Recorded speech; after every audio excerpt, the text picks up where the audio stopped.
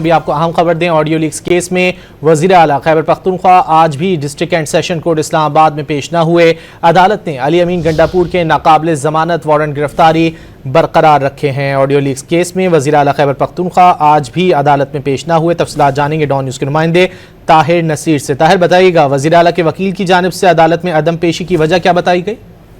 جی دیکھیں، وزیر اعلیٰ خیبر پختونخوا علی امین گنڈاپور کے خلاف جو آڈیو لیک کیس کی سماعت تھی وہ ایڈیشنل سیشن جج عبدالغفور کاکڑ نے کی۔ دوران سماعت علی امین گنڈاپور کے وکیل راجہ ظہور الحسن ایڈوکیٹ عدالت میں پیش ہوئے اور انہوں نے حاضری استثناء کی درخواست دی۔ اس پر عدالت نے ریمارک دیے کہ ہر پیشی کے اوپر حاضری استثناء کی درخواست دی جا رہی ہے اور علی امین گنڈاپور جان بوجھ کر عدالت پیش نہیں ہو رہے، جبکہ جو شریک ملزم اسد فاروق تھے وہ عدالت میں پیش ہوئے، ان کی جانب سے حاضری لگائی گئی۔ عدالت نے علی امین گنڈاپور کے ناقابل ضمانت وارنٹ گرفتاری برقرار رکھتے ہوئے پولیس کو حکم دیا ہے کہ علی امین گنڈاپور کو گرفتار کر کے 6 مارچ تک عدالت پیش کیا جائے۔ علی امین گنڈاپور کے خلاف تھانہ گولڈا میں یہ مقدمہ درج تھا اور علی امین گنڈاپور مسلسل جو ہے وہ عدم حاضری پر ان کے ناقابل ضمانت وارنٹ گرفتاری جاری کیے گئے تھے اور آج بھی ناقابل ضمانت وارنٹ گرفتاری برقرار رکھتے ہوئے عدالت نے اسلام آباد پولیس کو حکم دیا ہے کہ علی امین گنڈاپور کو گرفتار کر کے 6 مارچ تک عدالت پیش کیا جائے۔ کیس کی مزید سماعت 6 مارچ تک کے لیے ملتوی کی گئی ہے۔ بہت شکریہ طاہر نصیر ان تفصیلات کے لیے۔